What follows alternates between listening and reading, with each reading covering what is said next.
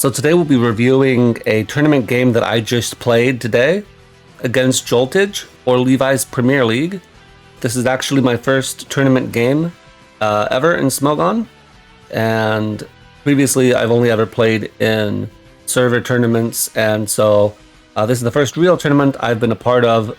As a result, nobody really knows who I am, and I had to join the Scrubs League, which guarantees you at least 1 week of playing. So this is my 1 week of playing, I suppose.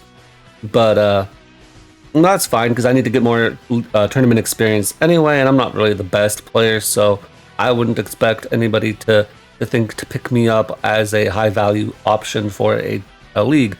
However, today I am pretty excited because this is not only my first tournament game, but it's also my first time playing Little Cup UU.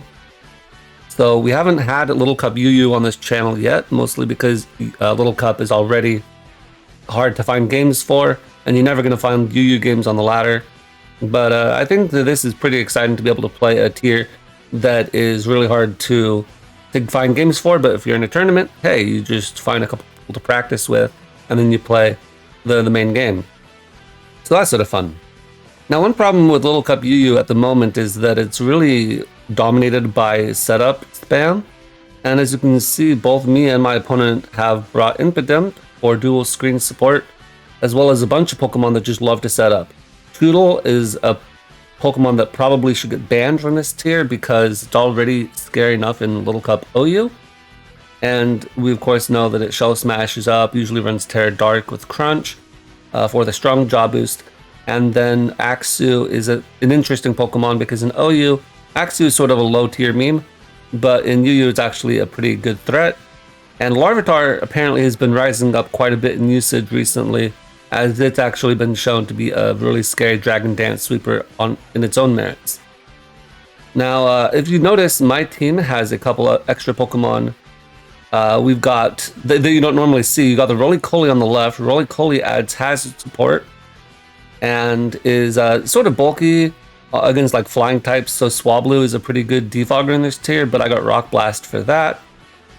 And it can run a couple other moves. We actually have Rapid Spin on this, but we were wondering if it might not be better to run something else. But this one just has Rapid Spin on it. For spin support, this thing doesn't really need it. You don't see webs as much in Little Cup UU, but it is there. You probably wouldn't be clicking it anyway. And then finally we got Cetoddle, which is an interesting Pokemon. This was originally going to be a Hail team, but the Snover, which is actually what I was most excited to use, sort of got bunted off at the last second, and we're left with the Cetoddle. But as we'll see, Cetoddle actually isn't too bad of a Pokemon in this game. Now, on the opponent's side of the field, we see that they have no hazard support, meaning that they have no way to get hazards off the field. So leading off and getting Stealth Rock up right away would be a really good idea, right? And they have Fletchling, which can run Gale Wings moves, and in fact it will run Gale Wings because as opposed to Talonflame and Fletchinder, it does not have Flame Body. So you're always going to see the Gale Wings on it, and so because in this tier you're either going to run no item Acrobatics or maybe Eviolite or Oran Berry or something maybe, getting Stealth Rock up is really important against Fletchling. That way you can break its Gale Wings, right? I don't think, at least, that Fletchling ever run heavy duty boots. Maybe I'm wrong on that. I could be completely wrong on that. All right. So looking at my opponent's team, I decided to lead off with a Roly-Poly because really getting Stealth Rock up, even if I lose my Roly-Poly, which is a good answer to Fletchling, is a pretty important thing. And even though my Roly-Poly is good against Fletchling, it's actually pretty bad against the rest of his team. It loses to Varum. Let Larvitar set up because we don't have Will-O-Wisp and Axew. This is sort of a similar thing. Roly-Poly does not get Flame Body, so you can't fish or burns in that way. And it's really bad against, of course, Cetoddle. So I just want to get Stealth Rock up. That's all I want. So I lead off with the Roly-Poly as my opponent leads off with the Varum. Now, in retrospect, this is something I should have seen coming. It's extremely obvious that they have no hazard removal. So they're going to want to keep hazards off the field if at all possible. And Varum is a really good Pokemon into both Roly-Poly and Impidimp as leads. So what I could have done is led Cetoddle knowing that they would want to leave a room. And that's what I should have done, in retrospect. Now, the reason that you wouldn't lead Cetoddle is because Cetoddle is the threat, right? It's the thing in the back that you want to set up. You don't want to bring it out turn one, gung-ho, guns a-blazing. And I'm pretty sure the gunk shot from just normal Varoom would do like 70% to Cetoddle, which means that it's in range of the acrobatics from Fletchling afterwards. So if I set up, then they can switch out, sack a Pokemon, bring in Fletchling, I'm dead. And then I just traded 1 for 1 and I didn't even necessarily get rid of the Varoom. So what I really just want is hazards anyway, but Cetoddle might have been an okay lead. So that's why I wouldn't have led with it, right? I thought the hazards were more important. Anyway, let's look at the damage calcs on Varoom versus Roly-Poly. So this is what I had pulled up. Fortunately, they had Varoom in the damage calc. Otherwise, I would have been really screwed. I didn't know what Varoom ran. But we can see that Spin Out is 100% guaranteed damage. And that means that if they want to get that guaranteed knockout on my Roly-Poly, they have to go for Spin Out, if they have it. And they may not even have it, I don't know. So I'm willing to risk that, or rather, I'm not willing to risk going hard into Cetoddle because I don't know what my opponent's going to play like. I don't know if they're going to parting shot turn one. I don't know. They probably would not do that. They could gunk shot for all I know. And I don't want to risk a potent setup sweeper just because I want to keep my Roly-Poly that doesn't threaten anything offensively. That doesn't seem like a good idea to me. Okay, so we can see Ironhead here has an 81% chance to OHKO, but you can get that low roll of 90%. And so if we go back to the game, we're going to see that on turn 1, my opponent's going to go for Ironhead, and it's going to get that low roll. But unfortunately, they flinched me right here. So on the one hand, is this hacks? Yes, I got hacked because I had a 60% chance to break through this and get off my Stealth Rock. If I get Stealth Rock off, that's huge. Any Focus Sashes in the back are broken. I don't know if there would be any Focus Sashes. Probably not. Cetoddle, I don't think usually runs Focus Sash, but it could. And Fletchling has Gale Wings broken, and that's really important. That's the main thing I wanted, is Gale Wings gone on Fletchling. And of course, Chip is always good as well. But I can't get it off because I got flinched. However, it's also an 80% chance to OHKO me with this move. So, is it hacks on both sides? Yes. So we'll ignore this turn 1 for now. But do note that I would have got a Stealth Arc up here. So turn 2, no reason to switch into my Cetoddle, even though I know he's going for Ironhead. As you can see what the damage calc has. And I know you're not supposed to go off in necessarily this, but just assuming that this is it, then it's Eviolite. Then it could switch up moves to Gunk Shot. Now, I will say that I am 13 speed and this is 12 speed. So in theory, this could maybe be a different set because I should have outsped it, right? If that were the case. But, you know, this is Adamant also with max Spadef. If you toss that Spadef into speed, you can hit 14 speed. And that's more along the lines of what I was thinking. I was just thinking this is normal offensive Eviolite Varoom. So, now I think, all right, what do I go into? I could go into Cetoddle, but again, they're going to get damage off on me. Then something dies, I guess, and then they go Fletchling and I die. And I want to keep Cetoddle in the back. How about Larvitar? Because Larvitar is going to either force a switch, or I can Earthquake and kill you. And because I'm a Rock type, I can resist any Flying type move from Fletchling. So that's what I decided to go into. Not sure if this is the smartest play, but at the same time, I do have Earthquake, and if you're 14 speed, you may not want to risk that. You may force a switch into like Impidimp or something, and I'd be more willing to deal with that. I think I want to start punching holes in their team. Now, I could Earthquake on this turn, but if I do Earthquake and I kill the Varoom, if they got damage off on me, because they can hit max of 15 speed, you can see right there, right? If they're Jolly, they can hit 15 speed, but probably they're Adamant, and because of the roll, they got the same roll as what the damage calc says, and the damage calc was Adamant. So because of that, if they win the speed tie, then I'm going to be really low, and anything can come out and revenge kill me.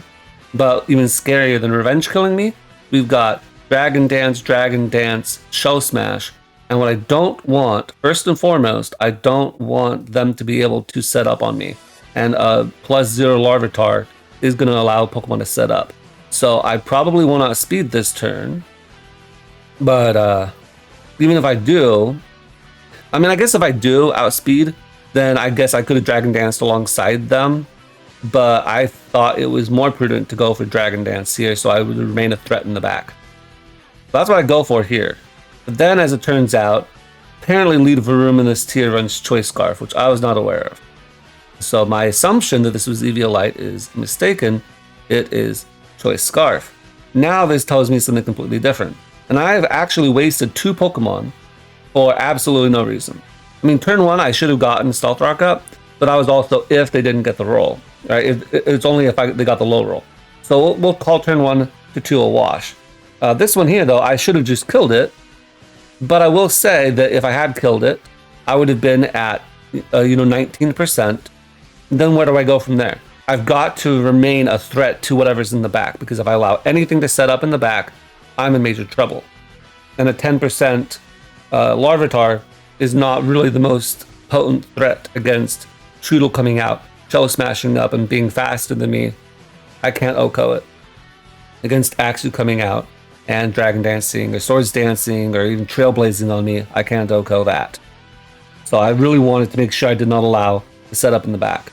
At this point, I go into what I should have probably led off with, which is Cetoddle, and they're actually going to switch out here into Fletchling as I Shell Smash up. Okay, so it's pretty obvious I was going to Shell Smash, and by pretty obvious, I mean it was 1000% obvious that I was going to Shell Smash. The only other play I could have made there was go for Stomping Tantrum, but going for Stomping Tantrum would be a really stupid play. I would much prefer to Shell Smash, since I know that he's locked into Iron Head. I resist that move, and I know he's going to go before I get my Shell Smash defense drop. There's no reason for me not to Shell Smash up here. So they go into Fletchling, and notice here that if I'd gotten my Stealth Rock up, the Fletchling's Gale Wings would have been broken. So take that as you will. Again, the 81% chance roll means that I probably should never have gotten Stealth Rock, but I did have the chance to get Stealth Rock because of the low roll. So at this point, they go for Tailwind, which actually allows them now to outspeed. So they're going to go into Axew. If I Terra Dark here, I die first impression. So I'm not going to Terra Dark no matter what I do. And because this is Hyper Offense, I'm not switching out. Right? I could have switched into Impidimp, but that's a really stupid play, because I don't know what my opponent's going to go for. They do go for first impression here, so it would have been really bad if I'd gone an Impidimp. So I stay in and I get off a good amount of damage with Crunch. But because my opponent was able to get Tailwind because I didn't have Stealth Rock, now my Cetoddle dies. However, this is still fine because Axew comes out and I know a couple things. First of all, or the Axew is out and I know a couple things right now. I know that my opponent has 1 turn of Tailwind left, which will peter out this turn once I kill the Axew. And the Axew is stuck in here because it's locked into Outrage. So this is fine by me. I have Cetoddle, and Cetoddle has Ice Shard, and Ice Shard will kill this. I also know that they have the Varoom in the back, which is still a real big problem for my team.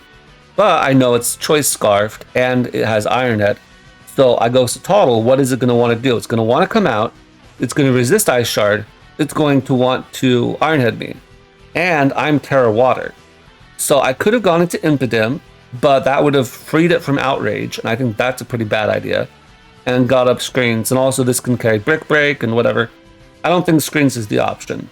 I definitely cannot go Axew. My Terra is Dragon on the Axew, so that's a non-starter from the start. I also don't have First Impression, and even if I did, I need to be able to set up.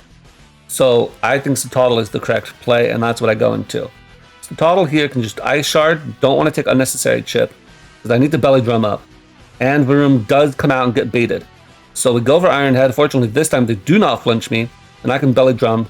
And we only get Orion Berry in this gen because they don't give us Berry Juice, so I'm not up to full health, unfortunately. But I think Cetoddle could get up to full health. It might even be OU, just because that would be a little bit of a bigger deal. Well, maybe not. I'm not sure. It still is a nice type. So baiting this Varoom is really important, I think. Now, I know that I am a water type, so I'll still resist Iron Head, and I don't want to go for Ice Shard because I don't know if that will kill so I just let them go for Iron Head, and I go for Liquidation, and that kills. Actually pull that up really fast. I think I checked out this calc. Yeah. Ice Shard at +6. You can see it still doesn't kill. So that's why we go for Liquidation. I could have gone for Icicle Crash, but obviously Liquidation is not only not resisted, but it's the 100% accuracy move. So obviously you have to go for Liquidation there. But 2 Iron Heads, even though that does a decent chunk, you know, I'm still a +6 Cetoddle, and I just got rid of your choice Scarfer. So now you have to decide how you're going to set up in the back. You have Larvitar. I don't know its Terra type, and they haven't terastallized yet. Cetoddle would have to crunch to kill me.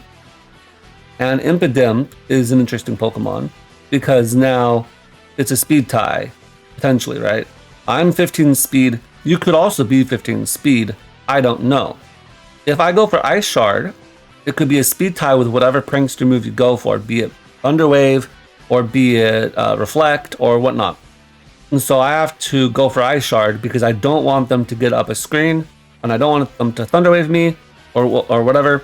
Now we go to Impidimp, dual screens. We see the Ice Shard is a roll to kill, a 37% chance to kill. The low roll is 91%. So we go for Ice Shard here, and we actually only do 76%. So this Impidimp is really bulky. I'm not sure exactly what the calcs are for that. It must have 1 more point in defense, which jumps 2 points because of Eviolite. I think that must be what it is. I don't know why the calc isn't like that already, but it's some more mixed spread probably for OU. Anyway, so I don't kill it, and I don't think because of this roll, I don't think there was probably any chance of me killing it from full with Ice Shard. But they go for Thunderwave. So on the one hand, I could have gone for Liquidation and killed it and been Thunderwaved.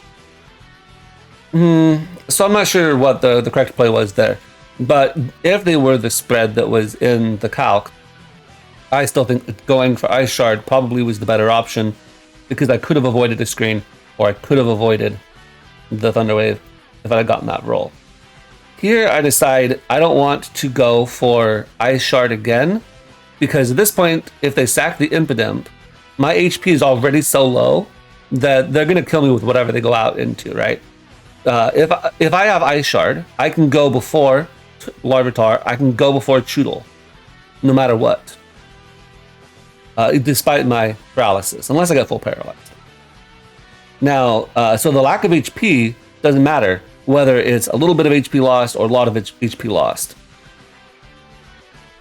So if they go for the if they go for something that does kill me, then I can go into my own Impidimp and play rough them, and that will kill them. And then that would also hopefully prevent or scare out these guys from setting up. I'm not sure exactly if I needed to make this play, but I think that was still the preferred option, just because I need to prevent this from shell smashing or this from dragon dancing on me. And I don't need this HP. So I don't want them coming out on an Ice Shard, especially Cetoddle. Cetoddle comes out on an Ice Shard, then it takes no damage, and then it can shell smash up, is what I'm thinking here. So they go for Draining Kiss and get some health back, but I go for Liquidation and it kills. Unfortunately, we haven't gotten full paralyzed, which is really important. Now I go for Crunch. Ice Shard would not have killed, so there's no point going for it. At this point, I know that my Impidimp has Play Rough. I don't know if that's standard for Impidimp to run, but I know that I have it. And I can set up a Reflect, and Cetoddle isn't going to be able to break that, so it's going to have to Shell Smash up if it wants to kill me. I also know that Cetoddles run Terra Dark, which means that if they decide to Terastallize to avoid Thunder Wave, which is a very likely scenario, then that Play Rough is now going to be super effective. So I'm not going to go Axial, I'm going to go Impidimp. So I go Impidimp here, they're going to Terra Dark and Shell Smash up to avoid the Thunder Wave. I'm going to go for Reflect because I need to. Now here, my opponent actually decides to go for another Shell Smash. I quickly want to actually check the calc on this. So my Impidimp is this set, which actually has less bulk than the spread here. So that's interesting, but that makes sense because I wanted some investment here. And then we go to Cetoddle, little cup Shell Smash, and we can see that at +2, but I have reflect up, which is basically just +0. But I'm just gonna see if I can find reflect. There we go. We can see that liquidation is not killed, so that's not gonna happen. So you're gonna have to go to +4 if you want to kill, and that does 85 to 100% damage to me. So they're gonna shell smash up again because they can't break through my reflect with their +2. So they need to get +4 to have the roll, right? We go back here again, just to remind ourselves, 85 to 100%. As I go for play rough, because now they're a dark type, and I miss. So that's a huge turn because we can see that at -1, it does 71 to 85. At -2, which they were, that does 90 to 114 damage, which is an 80% chance to OHKO. But it turns out it's not an 80% chance to OHKO because I just straight up miss. So that's very unfortunate. Now the Cetoddle goes for liquidation, and the Cetoddle gets the 100% damage. Now in theory, I suppose, what does Adamant look like? Adamant gives you a 40% chance to OHKO. So if they were Adamant, then that would be a better chance. Jolly is a 25% chance to OHKO. So there's a good roll in their favor because they would have been able to. What am I trying to say here? They would have been able to. They wouldn't have been able to kill me, right? It was a 75% chance for Jolly Cetoddle to not kill me, and then I would have been able to play rough, and they would have been dead again, or had an 80% chance to die. But they do get that roll after the miss. So now I have to go Axial. I'm still behind a screen, so that's fine. But one thing to note is I am not first impression. I really like the Axial on first impression, but talking with my teammates, this is the set we went with. We went with Swords Dance, Trailblaze, Outrage, and Brick Break. And Brick Break makes a lot of sense because of all of the... because of the prevalence of screens in this tier. And Trailblaze is a really cool move because you can get speed with Dragon without using Dragon Dance, and the Swords Dance actually makes it stronger. And then, of course, you want Outrage, it's your strongest move. But that means that you can't fit First Impression on this set. You could have dropped First Impression for Brick Break, but then, you know, you go into this game, and maybe they get screens up, and you want to have Brick Break. So that it all comes down to which 4 moves you're going to go into. But if I had a First Impression here, then I could have killed the Cetoddle. Unfortunately, I do not. So I'm forced to take this crunch. Stab crunch. I live it because I'm behind a reflect, fortunately. And I have to go for Outrage here. Because they're +3 speed, or +4 speed rather, I can't outspeed them after one Trailblaze. Like, that's not going to happen. So the only move I can go for is Outrage. I technically suppose I could have gone for Brick Break. But let's see. So Brick Break did not kill. -2 defense. Cetoddle. Oh no, after Terra Dark though it did. After Terra Dark it did. I could have gone for Brick Break. Let's look at Larvitar. Larvitar. Something like this. Brick Break 95 to 114 in theory. But then we're gonna see here that's not the right spread. What about my custom spread? Larvitar, custom set. Alright, 36 HP, 36 defense gives you an extra point for Eviolite. And Outrage does not do that damage. But Brick Break does even less. We can see here, Brick Break does no type of damage. So Brick Break was not the play. I guess you had to go for Outrage anyway and hope you got the crit is what I had to do there. So I'm locked into Outrage, and I actually go for Outrage, and it does not kill, as we saw, and they go for Earthquake, and it just kills. So if I had hit my play rough, then I could have killed the Cetoddle. They'd used the Terastallization. I could have parting shotted out on Larvitar into my Axew. I would have been behind a screen. The Larvitar, even if it Dragon Danced up, would still be at neutral, and I can just click Trailblaze twice. Right? That would have been a super simple end game, and I don't think it would have been that hard to win from that point. But unfortunately, we miss the play rough, and that means that I lose 1-0. So a bit of an unfortunate way to lose. There were a lot of rolls and a decent amount of hacks in the Iron Head, meaning I don't get up, Stealth Rock, and the play rough miss being the deciding factor. But that is what Little Cup is, all about rolls and speed ties, and the play rough miss is just Pokemon in general, so I can't really complain too much. I think there was some inexperience shown here, but given that this is only really my second or whatever Little Cup UU game that I've played, and you know, it's like how are you supposed to get experience on this? There's nobody on the ladder. I don't know.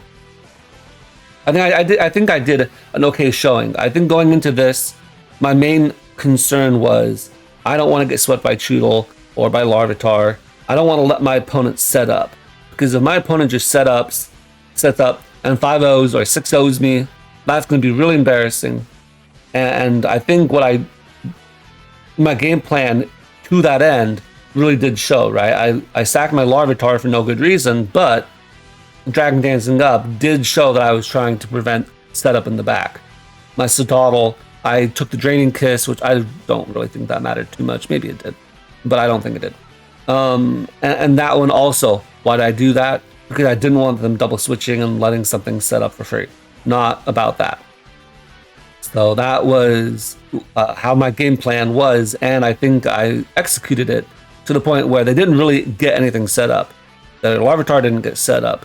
Their Axew couldn't get set up. It only had Tailwind. And their Cetoddle did get set up, but I was able to position myself in such a way that I knew my Impidimp was meant to counter this Cetoddle set, and I played to that out. But then the game decided to, 10% you lose. Anyway, so that'll be my first tournament game. I hope to build on this in the future and start getting some wins. So we'll call that a day, and I'll catch you guys next time.